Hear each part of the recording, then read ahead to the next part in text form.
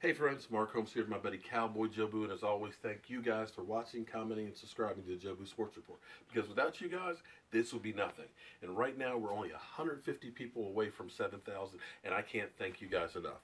And I also owe you guys an apology because um, I started this new job where I'm a foreman, and we do a lot of work, which really is interesting because we do it on the National Mall at the different museums and stuff. So for me, being a history buff, I love it to death. Unfortunately, I leave here about 5:30 in the morning, and it's dark when I'm driving to work, so I haven't been shooting videos on the way. And the other problem is a lot of these are underground or in buildings, and the Wi-Fi and the signal doesn't work real well. So I haven't been able to get my morning video out like I normally do. So forgive me. The other problem is I've been knee deep in these two projects, so I haven't had a lot of time to go through and look at the combine stuff, and I won't really have a chance to till this weekend. So forgive me for not being on my game, but like they always tell me, don't quit your day job. So I haven't quit it. But I know one thing that I do have to take care of, and you guys have noticed that I've been so tired that I have forgotten that Jobu needs a refill. So let me get that out of the way right now. And Jobu's going to need another bottle this weekend too because he's running low. Now, interesting news. Jaylin Smith, everybody by now I know has seen the videos of him working out, and they look fantastic. However, there is another little tad bit of information that's kind of come out with that. He is still wearing a brace, and for those of you who don't know what happened, he had the major knee injury that literally blew out his knee, but there was nerve damage, and the problem is the knee is healed, but the nerves that are going down into his ankle aren't firing like they normally do. He's been wearing a brace, which gives him, mobility and helps him to be able to run, but it's not like it was before. And that's one of those things I always tell you guys. Say, oh, well, Tony Romo's healthy. Well, once you injure something, it's never really the same. You're never really healthy. You're just less hurt. So we don't know if we're going to have the Jaylin Smith that we saw in college or if we may have one that's not quite himself. Although he was so good that even if he's 80%, 90%, he'll probably be better than most linebackers that are out there. So let's keep our fingers crossed. Let's have some prayers and put out some good mojo, and hopefully that nerve will start firing and he'll get better and better. Of course, there's always the news on Tony Romo, and I find it really kind of interesting that the Cowboys and him haven't had any conversation since the season ended. Not Super Bowl season. We're talking about the Dallas Cowboys season a month and a half ago. I mean, that pretty much lets you know that, your plans don't include him anymore. Um, and I think it's just a matter of time. It'll be sometime before, I think, free agency because they appreciate what Tony Romo's done for the team. I appreciate what he's done for the team. But unfortunately, football isn't about emotions. Football is a business. And it doesn't matter who you are. You can be Emmitt Smith. You can be Joe Montana. You can be Peyton Manning. If it's not economically right, sorry, move on to somebody else who's younger, cheaper, and healthier. And, I'm 50 years old, 51 years old, and anybody in the workforce knows that when you've been with a company for a long time and you've been making a whole lot of money, guess what?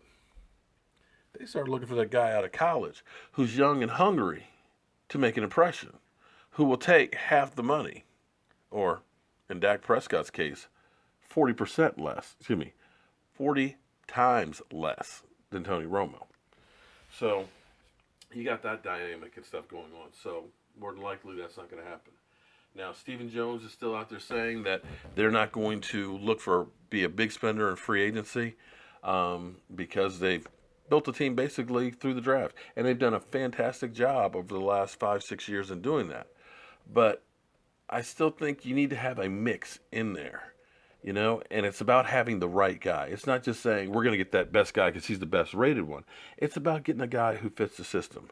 So I'm still hoping and holding out hope that we get that war daddy. And you guys know who I'm talking about. And you guys are telling me that I don't know what I'm talking about. I'm just putting it out there or whatever. And that brings me to my point here for tonight. I kind of find it funny. And I don't know if it's because now that the page is growing, if it's just people are just hating on me because I am having growth or whatever, but some of these comments are just really ridiculous. I get sick and tired of being told that I'm just a bandwagon fan. and I can't be a real fan because I don't live in Dallas. Well, I dare say you jackasses out there who say I can't be a real fan, I bet you I've had more contact and done more work with the Dallas Cowboys than you have living in Texas.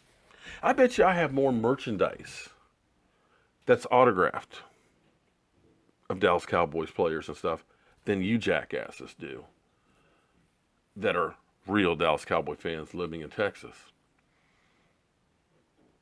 In fact, I tell you what, let me take you to another little clip here. And you decide. If after this clip, if you say that I'm just a bandwagon fan that's on the Dallas Cowboys now because of last season we had, well, then there's no convincing you. I give up after that. Let's check this out. You know, I get tired of people saying that I am just a bandwagon fan. That last year when the Cowboys were losing, he wasn't there. He didn't have a YouTube channel. He's just gotten here because the Dallas Cowboys are winning. And he's not from Texas, so he can't be a real fan. Well, I want you to take a look at a couple things here. And I hate to have to try and prove myself, but I feel the need to do so. Because what you'll notice here, this right here is a piece of the letter that used to hang over here. For those of you out here telling me that I'm not a Dallas Cowboy fan, this is the old stadium, the stadium before AT&T. And you'll notice my fat behind is right there at that stadium. See, AT&T Stadium opened up in 2009. This was imploded in 2010. So this is me saying goodbye to the old stadium.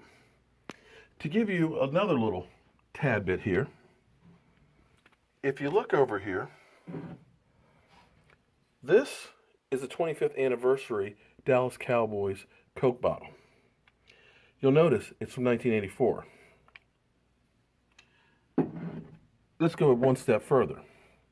This is significant and it's interesting because back in the day, you didn't actually have a lot of merchandise. See, this is actually from Super Bowl V.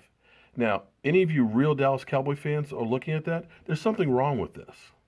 Tell me what it is. Come on now. You can do it. Figure out what's wrong with this. And I think that this makes it even more valuable because of the mistake that's on it.